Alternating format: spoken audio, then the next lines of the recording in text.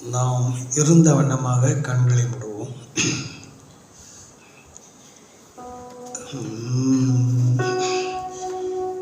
ஏற்றுக்கொண்டருளும் தேவா, ஏழையின் ஜெபத்தை இயேசுவின் மூலம் ஏற்றுக்கொண்டருளும் தேவா, ஏழையின் ஜெபத்தை இயேசுவின் மூலம் விசுவாசம் பெருகி நிலைத்திடச் செய்யும், வெளிப்படும் மறை பலப்படச் செய்யும். விசுவாசம் பெருகி நிலைத்திடச் செய்யும், வெளிப்படும் மறை பலப்படச் செய்யும். சிசுவை போல் மறுபடி பிறந்திடச் செய்யும், சிசு போல் மறுபடி பிறந்திடச் செய்யும். தேவாவின் உள்ளம் தங்கிட செய்யும், ஏற்றுக்கொண்டருளும் ஜெபத்தை இயேசுவின் மூலம். நல்ல ஆண்டவரே, எங்களுடைய விசுவாசம், எங்களுடைய காரியங்கள் எல்லாம் அறிந்தவர் கர்த்தாவே. நாங்கள் உம்முடைய மறைபொருளை அறிந்து கொள்ளுகிற ஞானத்தை எங்களுக்கு தந்தள்ள வேண்டும் என்று, வேதத்தின் அதிசயங்களை அறிந்து கொள்ள வேண்டும் என்று ஞானத்தை தந்தள்ள வேண்டும் ஜெபிக்கிறோம். இந்த நேரத்தை எங்களுக்கு ஆசீர்வாதமாக தார். எங்களை ஆண்டவராக இயேசு கிறிஸ்துவின் நாமத்தில் வேண்டிக் கொள்கிறோம் நல்ல பிதாவே. கடந்த மாதம் உங்களோடு நான் வீடு, வாசல், ஜன்னல் இதை பற்றி பேசும்போது நான் வீடை பற்றி மட்டும் தான் பேசினேன். அது நித்திய வீடா, இந்த உலகத்தில் இருக்கிற வீடான்றதை பற்றி பேசினேன். இன்றைக்கு ஒரு வீடு நிலைத்திருக்க வேண்டுமானால் அஸ்திபாரம் நல்லா இருக்கணும் இல்லையா? வீடு நீ எத்தனை மாடி கட்டினாலும் அஸ்திபாரம் நல்லா இருந்தால் தான் அந்த வீடு தாங்கும். இந்த கடந்த மாதம் பெய்த மழையில் பெங்களூரில் புது வீடு ஒரு 3 நாள் முன்னாடி கட்டியிருந்தான். அது அப்படியே விழுந்துருச்சு. அதை வீடியோவில் போட்டு செய்தியெல்லாம் காட்டினான். மெட்ராஸில் கூட ஒரு வீடு அப்படியே விழுந்து போச்சு, அதையும் டிவியில் காட்டினான். ஒரு சில வருஷங்களுக்கு முன்பதாக மெட்ராஸில் ஒரு 3-4 மாடி கட்டிடம், அது மெதுவாக கீழே இறங்கினே வந்துச்சு. இந்த கிரவுண்ட் ஃப்ளோர் ஃபுல்லாக கீழே போயிடுச்சு. அது இறங்கிறத பார்த்து அவன் கிரவுண்ட் ஃப்ளோரில் ஒன்று காலி பண்ணிட்டாங்க. அப்போ அதுக்கு என்ன சரியில்லாததுனால அப்படி இறங்கிச்சு, அஸ்திபாரம் சரியில்லை. அப்படி போல் நம்முடைய விசுவாச வாழ்க்கையிலும் ஸ்ட்ராங் ஃபெய்த் இருக்கணும். அஸ்திபாரம் நல்லா இருந்தால் தான் நம்ம விசுவாச வாழ்க்கை பெறும்.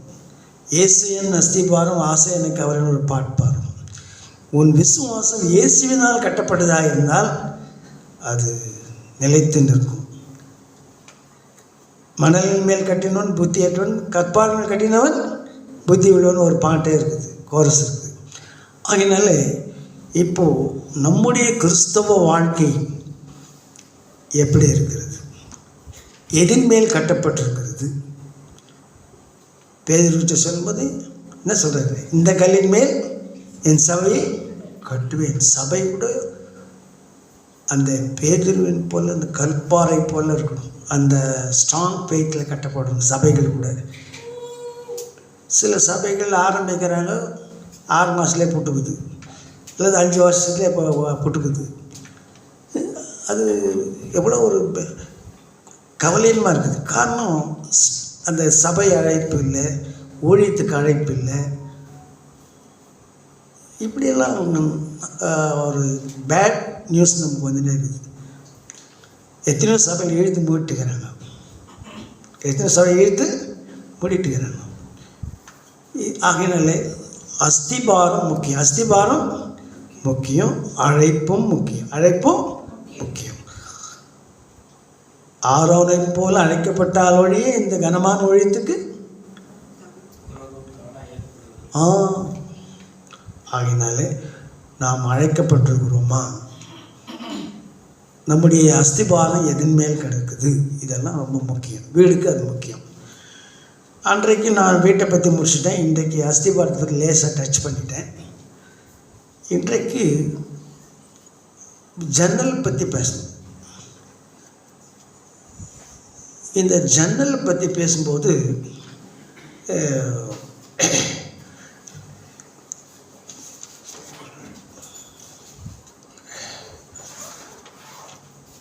நோவா பேழையை கட்டும்போது முக்கியமாக என்ன பண்ணார்? அவர் ஒரு ஜன்னல் கட்டினார். அது வழியாக தான் காகத்தை அனுப்புகிறாரு, காக்காவை அனுப்புகிறார், புறாவை அனுப்புகிறாரு. அப்போது ஜன்னல் எவ்வளோ முக்கியம் என்பது நான் அதை பல வசனங்களோடு கூட தியானம் பண்ணேன்.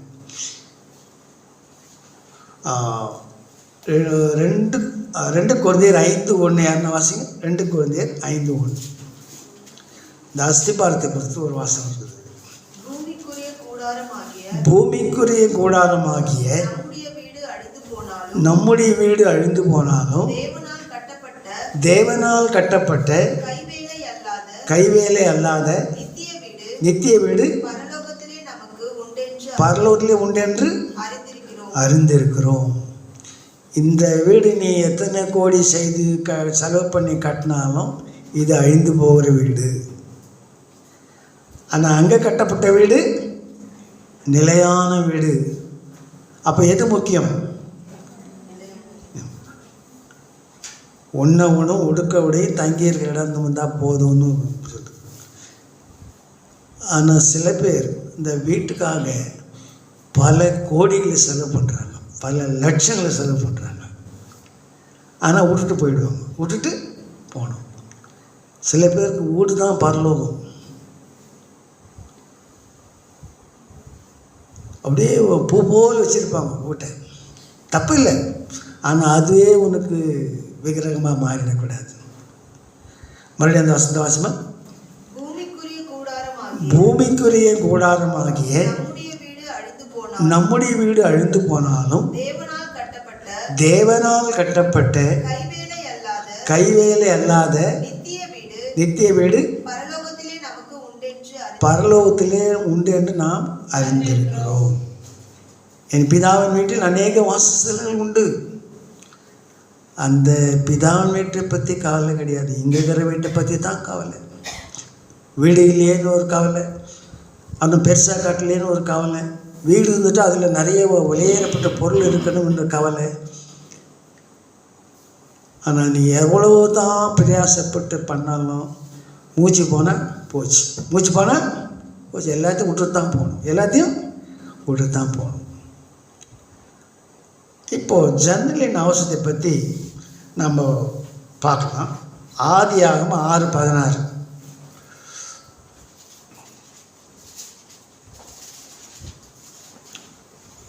நீ பேழைக்கு ஒரு ஜன்னலை உண்டு பண்ணி மேல் தட்டுக்கு ஒரு முழ தாழ்த்திலேயே அதை செய்து முடித்து பேழையின் கதவை அதன் பக்கத்தில் வைத்து கீழ் அறைகளையும் 2ஆம் தட்டின் அறைகளையும் 3ஆம் தட்டின் அறைகளையும் பண்ண வேண்டும். ஜன்னலுக்கு எவ்வளோ முக்கியம் கொடுத்து அந்த அளவுகளை கொடுத்து அவர் முதல் பேழை தான் கட்டப்படும். அதுக்கு முன்னாலெலாம் கூடாரத்தில் தான் வசதி இருந்தாங்க, டென்ட்டு தான் இருந்தாங்க. அந்த பேழையை பார்த்து தான் வீடு கட்ட ஆரம்பித்தாங்க. ஜன்னல், வீடு, கதவு, வாசல் இதெல்லாம் அந்த பேழையில் இருந்து அதை பார்த்து தான் இப்போ டிசைன் பண்ணாங்க. அதுக்கு முன்னால் எல்லாம் கூடாரத்தில் தான் வசதி இருந்தாங்க, கூடாரத்தில் தான் வசதி இருந்தாங்க. இன்றைக்கி இன்ஜினியரிங்கெல்லாம் பிளான் பண்ணி என்னென்னமோ எப்படியோ கட்டுறாங்க. ரொம்ப ஆச்சரியமான கட்டடமெல்லாம் இருக்குது.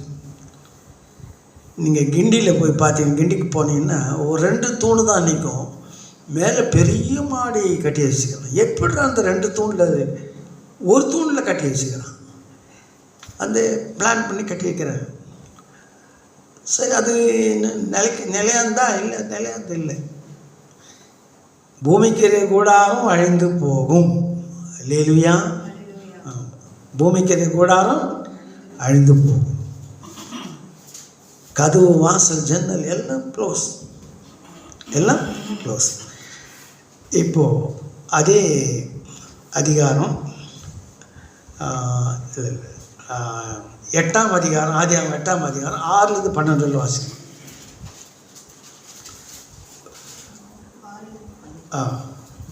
40 நாள் சென்ற பின் நோவா தான் பேழையிலே செய்திருந்த ஜன்னலை திறந்து ஒரு காகத்தை வெளியே விட்டான்.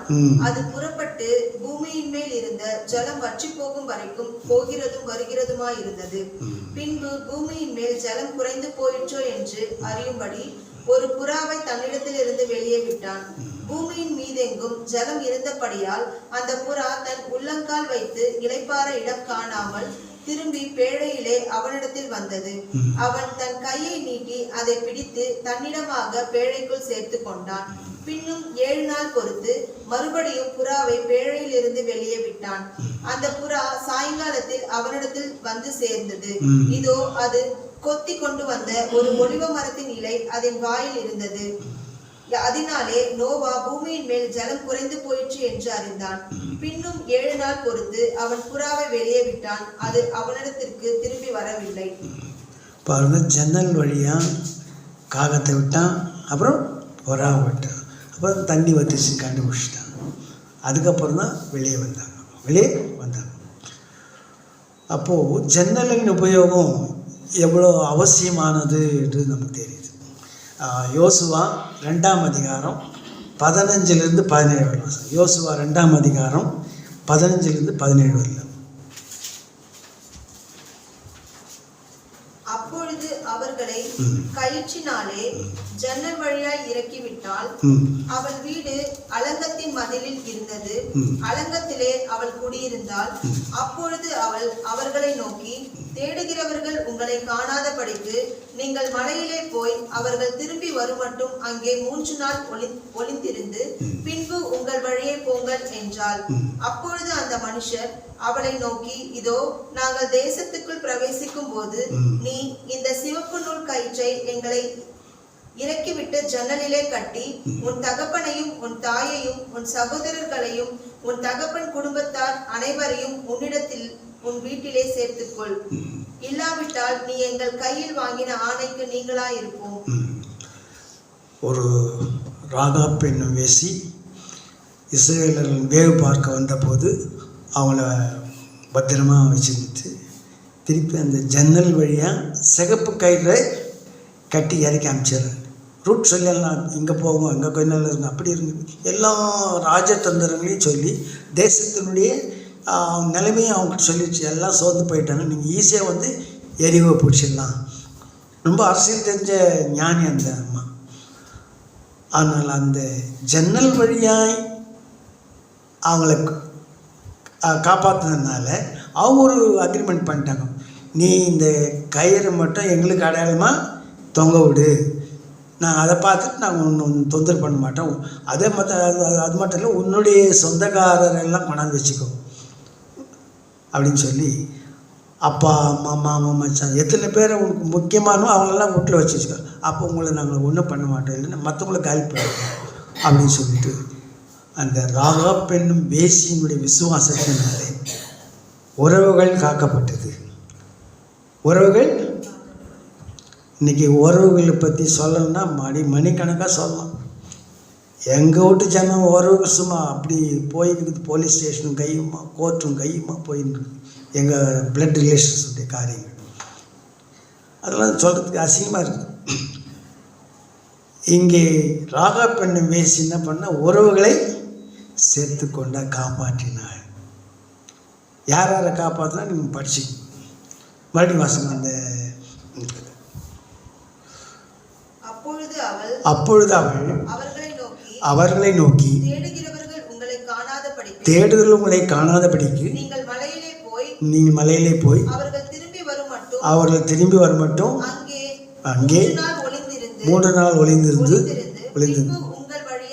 பின்பு உங்கள் வழியே போகும் என்றார். அப்பொழுது அந்த மனுஷர் அவளை நோக்கி, இதோ தேசத்துக்குள் பிரவேசிக்கும் போது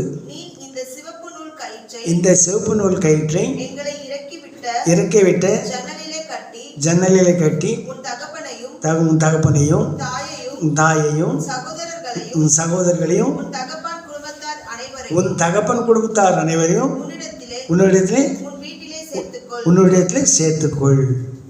அந்த சிகப்பு நூல் இயேசு கிறிஸ்துவின் இரத்தத்தை குறிக்கிறது. இயேசு கிறிஸ்துவின் ரத்தம் சகல பாவங்களை நீக்கி சுத்திகரிக்கிறது மட்டும் இல்லை, காப்பாற்றும். அதுதான் அடையாளம். நீ எதனா பண்ணினா நாங்கள் பொறுப்பு இல்லைன்னுறாங்க. இல்லைன்னா அந்த குடும்பத்தை க்ளோஸ் பண்ணிட்டு இருப்பாங்க இஸ்ரேலர் வந்து. அது எங்கே கட்டிக்கிறாங்க? ஜன்னலிலேயே கட்டிக்கிறாங்க. ஜன்னலில் கட்டியிருக்கிறாங்க. அப்போ ஜன்னலின் உபயோகம் எவ்வளோ பெருசு இருப்பாங்க.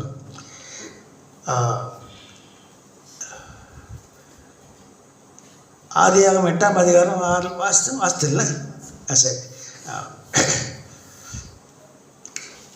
மல்கியா 3:8-10 வரும். மல்கியா 3:8-10 வரை. மனுஷன் தேவனை வஞ்சிக்கலாமா? நீங்களோ என்னை வஞ்சிக்கிறீர்கள்.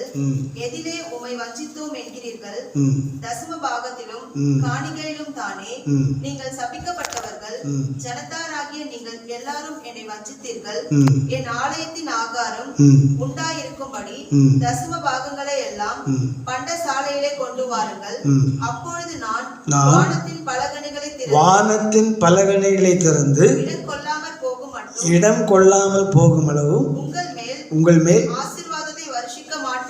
ஆசீர்வாதத்தை வர்ஷிக்க மாட்டேன் என்று அதனால் என்னை சோதித்து பாருங்கள் என்று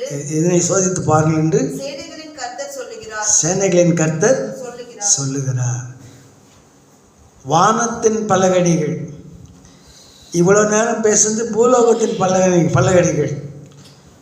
அப்போ வானத்தின் பலகணிகளை திறந்து அந்த வசனத்தை வாசனம், என் ஆலயத்தின் ஆகாரம் உண்டாயிருக்கும்படி தசம பாகங்களையும் பண்டகசாலையிலே கொண்டு வாருங்கள். அப்பொழுது நான் வானத்தின் பலகணிகளை திறந்து இடம் கொள்ளாமல் போக மட்டும் உங்கள் மேல் ஆசீர்வாதத்தை வர்ஷிக்க பண்ண மாட்டேன் என்று அதனால் என்னை சோதித்து பாருங்கள். இப்போ அதுக்கு முன்னால தானியேல் 6:10 வாசிங்க. தானியேல் 6:10. தானியேலோ என்றால் அந்த பத்திரத்துக்கு கையெழுத்து வைக்கப்பட்டதென்று அறிந்த போதிலும் தன் வீட்டுக்குள்ளே போய் தன் மேல் அறையிலே எருசலேமுக்கு நேராக பலகணிகள் திறந்திருக்க அங்கே தான் முன் செய்து வந்தபடியே தினம் 3 வேளையும் தன் தேவனுக்கு முன்பாக முழங்கால் படியிட்டு ஜெபம் பண்ணி ஸ்தோத்திரம் செலுத்தி ஸ்தோத்திரம் செலுத்தினார். இந்த சூழ்நிலையை நீங்கள் அந்த 6ஆம் அதிகாரம் மொத்தத்தையும் படிச்சிங்கன்னா தெரியும். அவங்க உயிர் போக வேண்டிய கட்டத்துக்கு வந்துட்டாங்க. ராஜாவின் கட்டளை அந்த காரியம் தான் நான் அதை விலைக்கு சொல்கிறதுக்கு நேரம் இல்லை. ஆனால் எருசலேமுக்கு நேராக ஜன்னலை பலகணியை திறந்து அவன் ஜெபித்தான். ஜெபித்ததுனால எல்லா ஞானிகளும் உயிர் தப்பிச்சாங்க. எல்லா ஞானிகளும் இல்லைன்னா கொண்டே போட்டிருப்பான். என் சொப்பனத்தை சொல்லணும், அது அர்த்தத்தை சொல்லணும்னு கொண்டுட்டு வந்துட்டாங்க ராஜா உத்தரவு. ஆனால் தானியேலோ என்றால் என்ன பண்ணுறான்? ஜெபம் பண்ணுறான். அதுக்கு அதுக்கு முன்னால் ஆபத்து இருக்குது. அவங்களுக்கு தானியேலுக்கு ஆபத்து இருக்குது. அந்த ஆபத்திலிருந்து அவன் தவிர்க்கும்படியாக என்ன பண்ணான்? ஜெபம் பண்ணினான், ஸ்தோத்திரம் பண்ணினான். அந்த சூழ்நிலை நம்ம விளக்கத்துக்கு நேரம் இல்லை. ஆகினால ஜன்னல் எவ்வளவு முக்கியமானது. ஆகவே அதுக்கு அதை விட மல்கியா 3:10 என்ன சொல்லுங்க, வாசிங்க. 3:10 மட்டும் வாசிங்க. என் ஆலயத்தில் ஆகாரம் உண்டாயிருக்கும்படி தசம பாகங்களை எல்லாம் பண்டகசாலையிலே கொண்டு வாருங்கள். அப்பொழுது வானத்தின் பலகணிகளை திறந்து இடம் கொள்ளாமல் போக மட்டும் உங்கள் மேல் ஆசீர்வாதத்தை வருஷிக்க மாட்டேனோ என்று அதனால் என்னை சோதித்து பாருங்கள் என்று சேனைகளின் கர்த்தர் சொல்லுகிறார். யார் சொல்றது? சேனைகளின் கர்த்தர். எல்லாரும் சேர்ந்து யார் சொன்னது? இது சேனைகளின் கர்த்தர் சொன்னார். உன்னை ஆசீர்வதிப்பது அவருக்கு இஷ்டம். எப்படி ஆசீர்வதிக்கும்? வானத்தின் பலகணிகளை திறந்து. பூமியின் பலகணி இல்லை, வானத்தின் பலகணி திறந்தால் நம்ம கிள்ளி கொடுப்போம், அவர் அள்ளி கொடுப்பார்.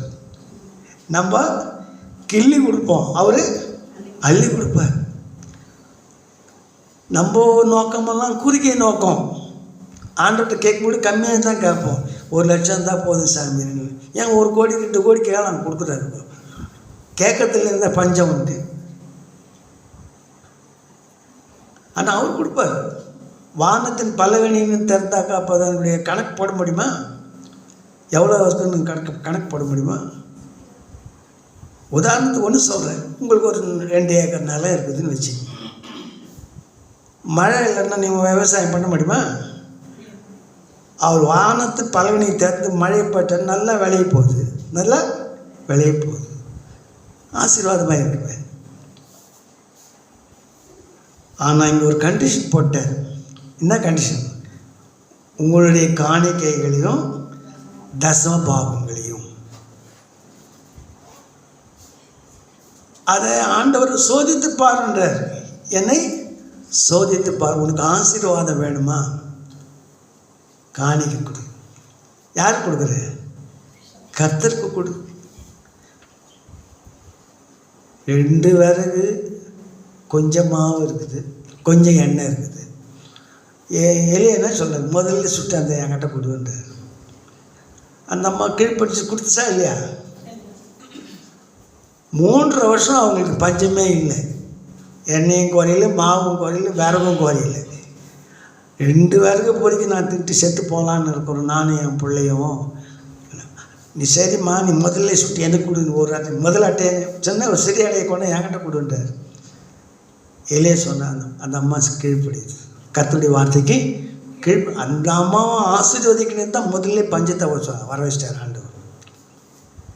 எல்லாம் பஞ்சத்தில் அவஸ்தைப்பட்டு செத்தானுங்க. ஆனால் அந்த விதவை அவன் மகனும் 3 வருஷம், அந்த 3 வருஷம்ன்றது 3 இயேசு கிறிஸ்துவின் 3 வருஷம் ஊழியம். ஆகவே அன்பானவர்களே, கர்த்தரை நீ கனம் பண்ணும்போது, கர்த்தருக்குரியதை நீ செலுத்தும் போது நீ ஆசீர்வாதமாக இருப்பாய். எனக்கு 2 ப்ரமோஷன் வரணும். ஒர்க் இன்ஸ்பெக்டர் கிரேட் 1, கிரேட் 2 வரணும். எனக்கு வரல. அது ஏன் வரலன்னு, ஏன் அந்த தகுதி எனக்கு இருந்துச்சு. ஜீவோவும் போட்டாங்க. அதில் those who are SSLC pass ஃபெயிலுக்கு கிரேட் 2 கொடுப்பேன். அப்புறம் 10 இயர்ஸ் ஆனால் கிரேட் 1 கொடுப்பேன்ட்டாங்க. நான் வரும்னு காத்துருந்தேன். வராதே போச்சு. ஏன்டா வராத போச்சு? நான் அப்புறம் ரொம்ப நாள் யோசித்து பார்த்தேன். இப்போ அந்த அந்த ப்ரொமோஷன் வந்தது தான் எனக்கு குறைச்சி 40,000 பென்ஷன் வந்திருக்கும். இப்போ அது பாதி கூட வரல. ஏன்னா நான் மிஸ்டேக் பண்ணிட்டேன். ஒழுங்காக ஆண்டவருக்கு காணிக்க கொடுக்கல, ஒழுங்காக தசம் பார்க்க ஆண்டவருக்கு நான் போடல. ஓப்பனாக சொல்லி இந்த செய்தி உலகமெல்லாம் போனாலும் பரவாயில்ல. நான் ஆண்டவரை காணிக்கை கொடுக்காமல் வஞ்சித்தேன். தசம பாகத்தில் உண்மை இல்லாதவனாக இருந்தேன். அதான் 50 100 போட்டு போயின்னு இருக்குது, இல்லை 200 ரூபா கூட போட்டு போயிடுது. ஆனால் என் சம்பளத்துக்கு ஏற்ற தசம பாகம் நான் அவருக்கு கொடுக்கல. ஆகையினால தான் அந்த நான் கேஸ் கூட போடலான்னு நினச்சிருந்தேன் கவர்மெண்ட் மேலே. யூனியனில் பயங்கர சண்டையெல்லாம் போட்டேன். ஆனால் ஒழுங்காக நான் தசம பாகம் கொடுத்தேன்னா என் தானாக தேடி அந்த ப்ரமோஷன் வந்திருக்கும். கிரேட் 2 வந்திருக்கும், ஒர்க் இன்ஸ்பெக்டர் கிரேட் 2 வந்திருக்கும், கிரேட் 1 வந்திருக்கும். நல்ல பென்ஷனோட காசு வாங்கியிருப்போம். போய் ரிட்டையர்ட் ஆகும்போது பென்ஷன் இப்போ 40,000 50,000 வாங்கியிருப்பேன். போச்சு. இது எதனால் அப்படின்னு நான் யோசிக்கும்போது நான் ஆண்டவரை வஞ்சித்தேன். மனமாற நான் ஒத்துக்கிறேன். ஏன் எனக்கு அந்த பற்றாக்குறை வந்ததுன்னா நான் ஆண்டவரை கனப்படுத்தவில்லை. எதனால் வச்சது? காணிக்கையிலும் தசம பாகத்திலும். இப்போது ஒரு சின்ன உதாரணம் சொல்லிவிட்டு நான் முடிச்சலான்னு இருக்கிறேன். ஒரு சபை விசுவாசி சாதாரண ஒரு சிஎஸ்ஐ போகிறதுக்கிட்ட, ஐயா நான் கிளார்க்காக இருக்கிறேன், இந்த வருமானம் எனக்கு போதில்லை, இது உண்மை சம்பவம், நான் எனக்கு வறுமையில் கஷ்டமாக இருக்குது, என் வாடகை கொடுக்க முடியல, பிள்ளைங்க படிப்பு செலவு பார்க்க முடியல, எனக்காக கொஞ்சம் ஜெபம் பண்ணுவேன். யார்கிட்ட? சிஎஸ்ஐ போதகர்கிட்ட. அவருன்னு சொல்லிட்டாரு, அப்பா நான் ஜெபம் பண்ணுறேன், நீ ஆண்டவர் கொடுக்குறது ஒழுங்காக கொடுத்தீங்கன்னா உனக்கு கண்டிப்பாக உனக்கு ப்ரமோஷன் வரும், அடுத்த ப்ரமோஷன் வரும், கட்டாயம் கொடுத்துறையா. உடனே ஆண்டவரே அவர் உண்மை கனப்படுத்த விரும்புகிறார், அவர் எதிர்பார்க்குற ப்ரமோஷன் அவருக்கு கொடுங்க சாமி ஜாம் போட்டு போட்டார். அடுத்த மாதம் இவருக்கு ப்ரமோஷன் வந்துச்சு. ஜூனியர் ரெஸ்டாரண்ட் மேனேஜர் ஆகிட்டார், சூப்பரண்ட் ஆகிட்டார், மேனேஜர் ஆகிட்டார். அப்புறம் ஐயா அவங்க மிஸ்ஸஸ் அவர் வந்து ஐயர்கிட்ட வந்து, ஐயா நீங்கள் ஜாப் பண்ணீங்க, எனக்கு ப்ரமோஷன் வந்துச்சு ஐயா. அப்போ அவர் சொன்னார், ஆண்டவர் கனப்படுத்து, உன் காணிக்கையினாலும் தசம பார்த்தினாலும் நான் கனப்படுத்துவேன்டாராம். அப்புறம் அவங்க மிஸ்ஸஸ் சொல்கிறாங்க, இந்த பேர் காணிக்கையில் மட்டும் மோசம் பண்ணாத, தசம பார்த்து மட்டும் மோசம் பண்ணாத, ஆண்டவர் ஒழுங்காக கணக்கு போட்டு ஐயா காணிக்கை கொடுத்துரு அப்படின்ட்டு. அப்புறம் நமக்கு சாதாரண அசிஸ்டண்ட்டாக இருக்கும்போது, ஜூனியர் அசிஸ்டண்ட்டாக இருக்கும்போது எவ்வளோ கஷ்டப்பட்டோம். இப்போ நல்ல பதவியும் உயர்ந்துடுச்சு, நமக்கு மதிப்பும் மரியாதையும் சேர்ந்துடுச்சு. அதனால் இப்போ ஒழுங்காக கடவுள் காணிக்கை கொடுத்தணுன்னு சொல்லிட்டு தசம பாகமும் கொடுத்தாரு, காணிக்கும் கொடுத்தாரு. அதுக்கப்புறம் நினச்சா அதை விட மேன்மையான போஸ்ட் வந்துச்சு, ஜெனரல் மேனேஜர். சாதாரண ஒரு மேனேஜர் அது என்ன பண்ணிட்டாரு, ஜெனரல் மேனேஜர் ஆகிட்டார். அப்புறம் ரொம்ப சந்தோஷமாக இருப்பாங்க, இவங்களுடைய பொட்டென்ஷியல் பொருளாதாரம் உயர்ந்துச்சு, ரொம்ப ஹாப்பியாக இருக்கிறாங்க, ரொம்ப ஹாப்பியாக இருக்கிறாங்க. அப்போ ஜெனரல் மேனேஜர் ஆனோடனே வரவு ஜாஸ்தி ஆகிடுச்சு. அப்போது கணக்கு போட்டு பார்த்தாராம், 10ல் ஒரு பாகம்னா எவ்வளோ வருதுன்னு கணக்கு போட்டு அதை முதல்ல பிரித்து வச்சுருந்தோமே, முதல்ல ஆண்டவர் கொடுத்துருந்தோமேன்னு சொல்லிட்டு ஒய்ஃபு பக்கத்தில் வச்சுக்கின்னு அவங்க தான் சொல்கிறாங்க, ஐயோ அதில் கணக்கு பார்க்காத யோசிக்காத, முதல்ல அந்த தசம் பார்த்து எடுத்து வையாது. நல்ல ஒய்ஃப் அவர் கிடச்சிக்கிறாங்க, எடுத்து அப்புறம். ஆனால் அவருக்கு கொஞ்சம் சங்கடம், இவ்வளோ துண்டி என் காணிக்கு போட்டுருது அப்படின்னு அவ்வளோ ஒரு ஃபுல் சாட்டிஸ்ஃபேக்ஷனாக கொடுக்காம பெஞ்சாதியின் வற்புறுத்தலாம் என்ன பண்ணார், சரி கொடுத்துட்ட உடனே அதில் ஒரு மன நிறைவு இல்லை, ஆண்டவர் கொடுத்ததுல ஒரு மன திருப்தி இல்லை. ஏன் இவ்வளோ காணிக்கை கொடுத்தோம் நம்ம அப்படின்ற மாதிரி ஒரு அதிருப்தி அவர் மனசில் இருந்துச்சு. அதுக்கப்புறம் என்ன பண்ணார், அவங்க ஒய்ஃபு டெய்லி சொல்கிறாங்க, இந்த பார் ஆண்டவர் நம்மளுக்கு ஜூனியர் ரெசிடெண்ட்டாக இருக்கும்போது எவ்வளோ கஷ்டப்படணுமோ இப்போ நல்ல டாப் லெவலுக்கு வந்துட்டோம், நமக்கு கவர்மெண்ட்லேயே அதிலே நமக்கு கம்பெனிலே கார் கொடுத்துட்டான், நல்ல பங்களா கொடுத்துட்டோம், நல்ல அதுக்கு ஆண்டவருக்கு ஏமாத்தாதையா, நீ ஏன் காணி கொடுக்குறது யோசிக்கிறீங்க நீ அப்படின்னு சொல்ல. சரி இந்த அம்மா அட்வைஸ் பண்ணினே இருக்குது, அவர் கொஞ்சம் முகம் மாறுது, இவ்வளோ காணிக்கு எப்படிடா போட்டுறது கொஞ்சம் யோசிக்கிறார் அவர். அதை கண்டுபிடிச்சா தான் வான் பண்ணுது அவர். அப்புறம் சரி போட்டார், வருத்தத்தோடு போட்டார். அதுக்கப்புறம் நான் அந்த கம்பெனியை வெளிநாட்டுக்காரன் வாங்கிட்டு அந்த அந்த அந்த போஸ்ட்டில் இருக்கிறதுக்கு 3 மடங்கு சம்பள உயர்வு கட்சிச்சான். எத்தனை மடங்கு? 3 மடங்கு. இப்போ வாங்கினது சம்பளத்தை விட 3 மடங்கு சம்பள உயர்வு கட்சி. ஏன்னா ஃபாரின் கார் வாங்கிட்டான், சம்பளத்தை உயர்த்திட்டான் எல்லோரும். அப்போது அந்த முதல் மாதம் ரொம்ப சந்தோஷமாக ஹாப்பி ஆகிட்டாங்க. ஐயோ 3 மடங்கு சம்பளம் உயர்ந்துச்சு. இப்போ 1 லட்சம் வாங்கினது 3 லட்சம் வாங்கலை, அப்படியே பூரிப்பாயிட்டாங்க. அந்த பூரிப்பு நிலச்சி நிற்கலை. அவருக்கு நான் போச்சு, எப்படி நான் இவ்வளோ காணிக்க போட்டுறது, இவ்வளோ தசம் பார்த்து கொடுத்துறது, திருப்பி ஒய்ஃப்கிட்ட டிஸ்கஸ் பண்ண ஆரம்பித்தாங்க. அந்த மாதிரி வான் பண்ணான். யோ எவ்வளோ இப்போ அடி மட்டும் நம்ம எவ்வளோ ஆண்டு உயர்த்தி எவ்வளோ ஏன் காணிக்க போகிறதுக்கு யோசிக்கிறேன், தசம்பா கொடுத்து ஏன் யோசிக்கிறேன், போடிய நம்ம தில்லி அது அவர் துட்டி அது இந்த அம்மா வான் பண்ணுது. பட்டு இவருக்கு இவ்வளோ துட்டு வாங்கி அவர் என்ன பண்ணுவார், ஊழியக்காரர் என்ன பண்ணுவார், ஐயர் என்ன பண்ணுவார் அப்படின்னு ஒரு மாதிரி கலக்கத்தோட ஒரு முகம் மாறிச்சு, முகநாடி மாறி போச்சு. அது அவங்க மிஸ்ஸஸுக்கு ரொம்ப व्यसனமாக போச்சு. ஏன் இந்த மனுஷன் இப்படி பண்ணுறாரு, கடவுள் எவ்வளோ உயர்த்தினார், இந்த காணிக்க போட்டு ஏன் இவ்வளோ யோசிக்கிறாரு அவர் அப்படின்னு சொல்லிட்டு அவங்களுக்கு ரொம்ப அதிருப்தி, அந்த புருஷன் மேலே ஒய்ஃபுக்கு அதிருப்தி ஆயிடுச்சு. அப்புறம் 2-3 மாதம் கஷ்டத்தோட தசம பாகத்தையும் அந்த காணிக்கையும் போட்டார். அப்புறம் அவங்க ஒய்ஃப் சொன்னாங்க, நீ சந்தோஷமாக கொடுக்கணும் ஆண்டவருக்கு, முதலாவது அவர் நம்மளுக்கு உயர்த்தினார், எவ்வளோ கஷ்டத்தில் நம்முடைய ஆண்டவர் எவ்வளோ உயர்த்தினார், நீ ஏன் சங்கடப்படுற, நீ அவங்க அவருடைய உள்ளுணர்வுகளை தெரிந்து கொண்டு ஒய்ஃப் வான் பண்ணுறாங்க. அதனால் இவருக்கு இவ்வளோ துட்டை போடுற காணிக்கை அவர் என்ன பண்ணுவார், என்ன தேவை, யார் என்ன யூஸ் பண்ணுறாங்க, இதெல்லாம் தப்பு கணக்கெல்லாம் போட்டு ரொம்ப ஒரு ஃபீல் பண்ண ஆரம்பிச்சிட்டேன். அதை வருத்தப்படுறாரு, இவ்வளோ காணிக்கை போடுறது கஷ்டமாக மனசு நோவுது அவருக்கு. அப்புறம் ஐயரை கூப்பிட்டார். ஐயா வாங்க ஐயான்னு. அவர் வந்தார். ஐயா இந்த காணிக்கை விஷயத்தில் எனக்கு மன சங்கடமாக இருக்குது சார். முதல்ல சந்தோஷமாக போட்டேன், இப்போது உயர ஜாஸ்தி வருமானம் வர எனக்கு ஏதோ ஒரு மனசு நோவுது சார் அப்படின்னா. சரி முட்டி போட்டு ஜாம் பண்ணேன். ஆண்டவர் ஒரு சந்தோஷப்படும் அளவுக்கு சம்பளத்தை கொடுங்க சார்னு சொல்லி ஜாம் பண்ணிட்டு போட்டார். முதல்ல சந்தோஷப்படுறது கொடுத்தாரு. முதல் ப்ரமோஷன் வரும்போது அந்த அளவுக்கு கொடுத்தாங்க. ஜாம் பண்ணிட்டு ஐயர் போயிட்டார். கடைசியில் வெள்ளைக்காரன் கம்பெனியை மூட்டு போயிட்டாங்க. வெள்ளைக்காரன் கம்பெனியை மூட்டு போட்டாங்க. இப்போ அந்த காணி கூட போட முடியாது, ஒன்றுமே எல்லாம் க்ளோஸ், கம்பெனி ஓவர்.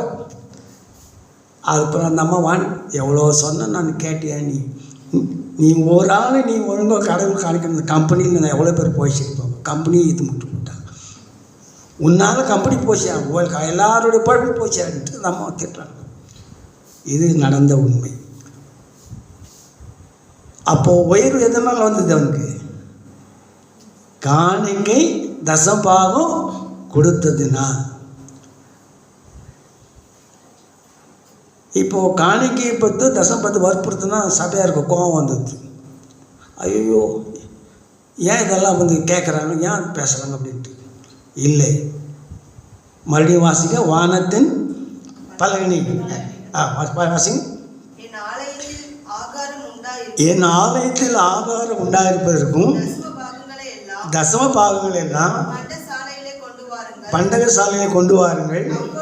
அப்பொழுது வானத்தின் பலகணிகளை திறந்து இடம் கொள்ளாமல் போகும் மட்டும் உங்கள் மேல் ஆசீர்வாதத்தை வர்ஷிக்க பண்ணுவேனோ மாட்டேனோ என்று அதனால் சோதித்து பாருங்கள் என்று யார் சொன்னது? சேனைகளின் கர்த்தர் சொன்னார். நான் என்னுடைய சாட்சி சொன்னேன். ஆண்டவர் கொடுக்கறது நான் கொடுக்கல, தசமபாகம் சரியாக போடல, அதனால் என் ப்ரமோஷன் கட் ஆகிடுச்சு. எனக்கு அந்த தகுதி, இந்த கல்வி தகுதி இருந்துச்சு. ஜியோவில் லெட்டரில் சீஃப் இன்ஜினியர் போட்ட லெட்டரில் those who are SSLC failed or pass are eligible to work inspector grade 1 கொடுக்கலான்னு ஜியோ வந்துச்சு. ஆனால் எனக்கு அந்த காசு ப்ரமோஷனே வரல. ஏன்? நான் தசம பாகத்திலையும் காணிக்கையிலும் ஆண்டவரை வஞ்சித்தேன். இன்றைக்கி நான் என் கூட இப்போ சில பேருக்கு வந்து ஒர்க் இன்ஸ்பெக்டர் வாங்கலாம், இப்போ 40,000 80,000 சம்பளம் வாங்கணும். ரிட்டையர் ஆகும்போது 10 லட்சம் 15 லட்சம். நான் 2.5 லட்சம் தான் வாங்கினேன். இப்போ அவன்லாம் 10 லட்சம் வாங்குறானுங்க என் கூட, என் போஸ்டிங்கில் இருந்தவங்கலாம் கூட. ஏன்? ஆண்டவரை நான் எதனால் வஞ்சித்தேன்? காணிக்கையினாலும் தசம பாகத்தினாலும். நான் உங்களுக்கு சொல்கிறேன், உங்களுக்கு ஆசீர்வாதம் வேணுமா? ஒன்று செய்யுங்க, 10ல் ஒரு பாகம் என்னதில்லை, 10ல் ஒரு பாகம் என்னதில்லை இங்கே எடுத்து வச்சுட்டு நீ காணிக்கை போட்டுப்பார். கர்த்தர் உன்னை ஆசீர்வதிப்பார். வானத்தின் பலகடின்னா அதுக்கு அளவே இல்லைங்க. அப்படிப்பட்ட ஆசீர்வாதம் உனக்கு வேணும்னா கர்த்தர் என்ன பண்ணும்? காணிக்கையினாலும் தசம பாகத்தினாலும் ஆண்டவரை கனப்படுத்தும். தசம பாகம் தான் யூதர் சொன்னது, நமக்கு இல்லை. சில பேர் ரொம்ப அறிவாளிக்கு பேசுகிறாங்க. சவுத் சைட் பீப்புள்ஸ் ரொம்ப கரெக்டாக இருப்பாங்க.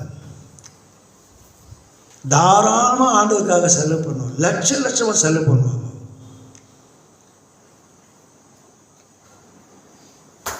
எனக்கு தெரியும் ஒரு குடும்பம் இங்கே காட்பாடியில் ராட்சஸில் ஒரு மெம்பர். அவங்க தான் எனக்கு என்ன பண்ணாங்க, இந்த கல்ற தோட்டத்துக்கு என் மிஸ்ஸஸ் கல்ற கட்டுறதுக்கு 1,10,000 கல் எனக்கு ஃப்ரீயாக கொடுத்தாங்க. நீங்கள் ஊழியக்காரராகிறதுனால பாஸ்டராக உங்களுக்கு கொடுத்தாருன்னு சொல்லி கொடுத்துட்டாங்க. அந்த அம்மா இப்போ என்ன பண்ணாங்க தெரியுமா?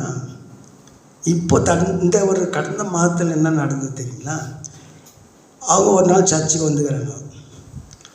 அந்த மணி சத்தம் கேட்டுது, எங்கே கோயில் மணி சத்தம் கேட்டு ஒரு மாதிரி கம்மி சவுண்டில் கேட்குது அப்படின்னு சொல்லிட்டு திருநெல்வேலிக்கு ஆர்டர் பண்ணி 3 லட்சம் ரூபாய் விலை உள்ள பெல்லை வந்து மாட்டிட்டாங்க. இப்போது எங்கள் பேத்தி கன்ஃபர்மேஷன் சமயத்தில் அந்த அன்றைக்கி பிஷப் வந்து அதை ஆரம்பிச்சு. இந்த ராட்சஸில் 3 லட்சம் ரூபாய் செலவு பண்ணி அந்த பெல் வாங்கி கொடுத்துறான்னு அவங்களுக்கு எவ்வளோ பெரிய மனசு இருக்கு யோசிப்பாருங்க. நீங்களும் நானும் செய்யுமா? 3 லட்சம் நமக்கு கிடைச்சா போதும் நம்ம நினைப்போம்.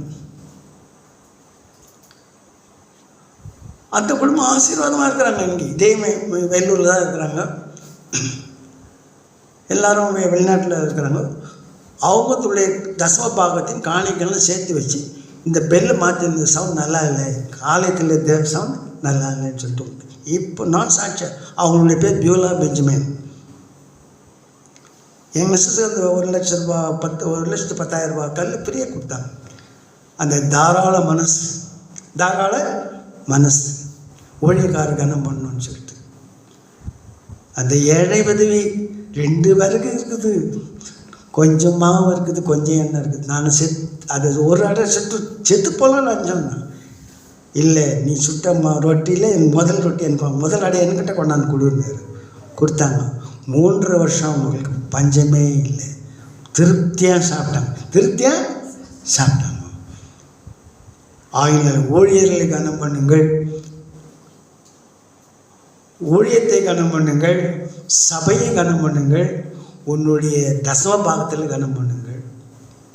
இப்போ கடந்த ஒரு 2 மாதத்துக்கு 1 மாதத்துக்கு முன்னால் ஒரு சகோதரி அரக்கோணத்தில் சேர்த்துட்டாங்க. அவங்க சாட்சி சொல்கிறேன் கேளுங்க. அவங்க என்ன பண்ணுவாங்க, டீச்சர் ரிட்டையர் ஆகிட்டாங்க. பேங்க்குக்கு போய் அந்த பியூனுக்கு பேங்க் பியூனுக்கிட்ட அவங்ககிட்ட என்ன பண்ணுவாங்க, டேப்பா உனக்கு தான் அந்த 100 ரூபாய் வச்சுக்கோ, செலவுக்கு வச்சுக்கோ, புது நோட்டை 2 கட்டு கொண்டா. எனக்கு நான் செக் கொடுக்கும்போதே புது நோட்டாக கொண்டாட போகுது. அவன் என்ன பண்ணுவான், அதுக்கு தகுந்த மாதிரி அந்த புது நோட்டை கரெக்டாக கொண்டாந்து கொடுப்பான். அப்புறம் அதை நான் என்கிட்ட சொன்னாங்க. நான் சொன்னேன், இன்னத்துக்கு புது நோட்டு, ஆண்டவருக்கு புது நோட்டை கொடுக்கணும்னு சொல்லிட்டாங்க. பழைய நோட்டெல்லாம் போடுறது எனக்கு இஷ்டம் இல்லை, புது நோட்டு. ஏன்னா கடந்த 2 வாரத்துக்கு வந்து அவன் செத்துட்டாங்க. அவங்க அரப்பணத்தில் அஞ்ஞானோட அவங்க பிரார்த்தனை பண்ணிக்கின்னு பொருத்தனை பண்ணிக்கின்னு சபைக்கு நல்ல காணிக்கை கொடுப்பாங்க. அந்த குடும்பம் ஆசீர்வாதமாக இருக்குது. கொடுக்க யோசனை பண்ண உன் கதை அம்பேல், காணிக்கை போட யோசனை பண்ண உன் கதை அம்பேல். கொடுத்துப்பார் ஆண்டவருக்கு. யார் கொடுக்குற நீ? ஆமாம், 10ல் ஒரு பாகம் அவருது. 6 நாள் வேலை செய், 7ஆம் நாள் யாருது? கர்த்தருடைய நாள். கர்த்தருக்கு அனுப்பு பண்ணு. நீங்கள் நம்பவில்லை நம்ப மாட்டீங்க. இன்றைக்கி நான் காலையில் 5 மணிக்கு எழுந்து ரெடியாகி கஷ்டத்துக்கு போனேன். 7லேருந்து 9 வரலாம் அங்கே இருந்தேன். திருப்பி வந்து எங்கள் வீட்டில் ஃபங்க்ஷன். இந்த காலையில் போட்டு ஜிப்பா இன்னும் அவுக்கலை, அப்படியே தான் இனிமேல் நைட் தான் போய் அவுக்கணும். எங்கே ட்ரெஸ் மாற்றிங்கிறதுன்னு சொல்லிட்டு இன்னைக்கு முழுதும் ஆண்டவர் சமூகத்தில் நான் இருக்கிறேன். நீ இப்போ அப்போ தான் நிற்கிறேன். ஏன் கர்த்தருடைய நாளை கனம் பண்ணணும். நிச்சயமாக ஆண்டவர் என்னை ஆசீர்வதிப்பார். அல்லேலூயா. உனக்கு கொடுத்த நாட்கள்லேயும் தசம்பாகம் சேர்த்து 24 மணி நேரத்தில் 2.5 மணி நேரம் ஆண்டவருக்காக நீ செலவு பண்ணு. பைபிள் வாசி, ஜெபம் பண்ணு, தியானம் பண்ணு. அப்போ ஆசீர்வாதமாக இருப்பாய். உன் வரவுகளிலே தசம்பாகம் கொடு. மீண்டுமாக ஒரே ஒரு சின்ன உதாரணத்தை சொல்லிட்டு நான் முடிச்சிடுறேன். கோல்கேட் கம்பெனி ஆரம்பிச்சது. அப்போ அவர் என்ன சொல்லிட்டாரா, கோல்கேட் கம்பெனி ஆரம்பிச்சது,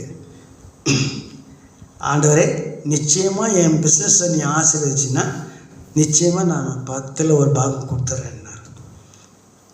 கம்பெனி ஆரம்பித்து முதல் ஆண்டிலே அந்த ஒரு 10ல் ஒரு பாகத்தை கொடுத்தாரு. அந்த கோல்கேட் கம்பெனி விருத்தி ஆயிடுச்சு. அது உலகமெங்கிலும் வாங்க ஆரம்பிச்சிட்டாங்களாம். அப்புறம் அவர் பார்த்தாரு, இப்போது ஆண்டவரே என்னுடைய பிஸ்னஸ் நீ ஆசீர்வதினால இனிமேல் 2 பாகம் கொடுப்பேன். இனிமேல் 2 பாகம் கொடுப்பேன். ஏன்னா இப்போ தசம பாகம் கொடுத்து இப்போ யோதனை கொடுத்த சட்டம் எனக்கு இல்லை சொல்லிட்டு அவர் ஒரு இங்கிலீஷ்கார், கோல்கேட் கம்பெனி ஓனர்.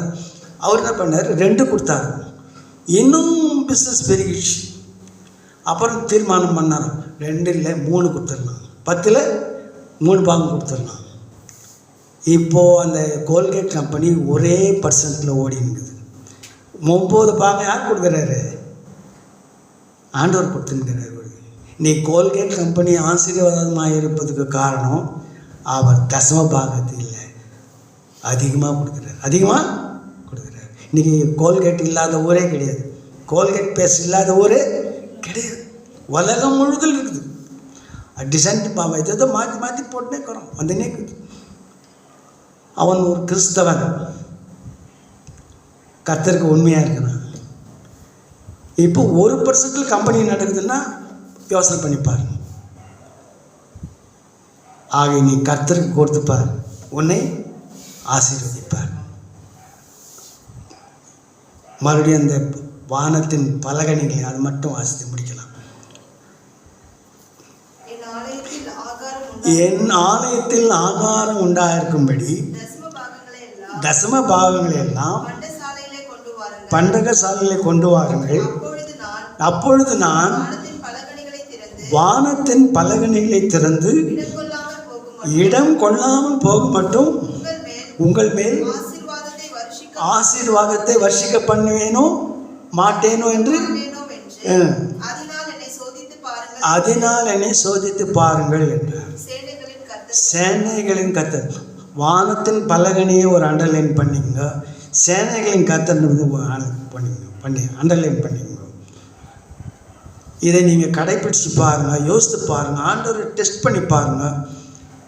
ஒரு 6 மாதம் நீங்கள் உங்கள் தசம் பார்த்து தயவுசெய்து அன்றைக்கி யோதனுக்கு கொடுத்தாரு தசம் பாகன்னு, நான் 10ல் 2 பாகம் கொடுப்பேன்னு சொல்லி பொறுத்தனை பண்ணி ஜெபம் பண்ணிப்பேன். ஆண்டவர் சபத்தை கொண்டாந்து கொடுத்துப்பார். அப்போ ஆலயத்தில்னா அந்த ஆகாரம் பெருகி இருக்கும். நீ செய்கிற பிஸ்னஸாக இருக்கட்டும், அது வேலையாக இருக்கட்டும், எதுவாக இருக்கட்டும், அதை ஆண்டவர் நிச்சயமாய் ஆசீர்வதிப்பார். ஆசீர்வதிக்கலாம் கூட நீ போட்டுப்பார். கர்த்தர் கீழாக்காமல் மேலாக்குவார். ஆவே அன்பானவர்களே, இந்த ஜன்னல் எவ்வளோ பெரிய சத்தியத்தை சொல்லுப்பார். ஜன்னல் எவ்வளோ பெரிய சத்தியம். உனக்கு ஆசீர்வாதம் வேணும்னா அதுவும் பூலோகத்தில் இருக்கிற ஜன்னல் இல்லை, பரலோகத்தில் இருக்கிற ஜன்னல் என்ன பண்ணுவார், திறந்து வர்ஷிக்க பண்ணுவார். யார் சொன்னது? அந்த சேனைகளை கர்த்தர் சொன்னார். நீங்கள் ட்ரை பண்ணி பாருங்கள், உங்கள் ஆண்டவரை டெஸ்ட் பண்ணி பாருங்கள். எத்தனையோ பேர் எனக்கு தெரியும் தசமபாகத்தில் உண்மையானவங்க உயர்த்தப்பட்டிருக்கிறாங்க. ரொம்ப பேர், நான் எங்கள் பிரதர் நிறைய பேர் பார்த்துருக்கிறேன். அவங்க கர்த்தரை கனம் பண்ண விஷயம் ரொம்ப ஆசீர்வாதமாக இருக்கிறாங்க. நீ அதில் தான் கொஞ்சம் யோசனை பண்ணினா போச்சு. ஆண்டவர் கொடுத்ததுக்கு யோசனை பண்ணினா போச்சு. உள்ளதும் போச்சுல நல்ல கண்ணான் மாதிரி ஆகிட்டோம். ஆகவே அன்பானுள்ளே, கர்த்தரை கனம் பண்ணு, கர்த்தருடைய ஊழியங்களை கனம் பண்ணு, கர்த்தருடைய ஊழியக்காரனை கனம் பண்ணு. அப்போது நீயும் ஆசீர்வதிக்கப்பட்டிருப்பார், உன்னால் பலரும் ஆசீர்வதிக்கப்படுவார்கள். தேவன் தாமே இந்த செய்தியை ஆசீர்வதிப்பாராக.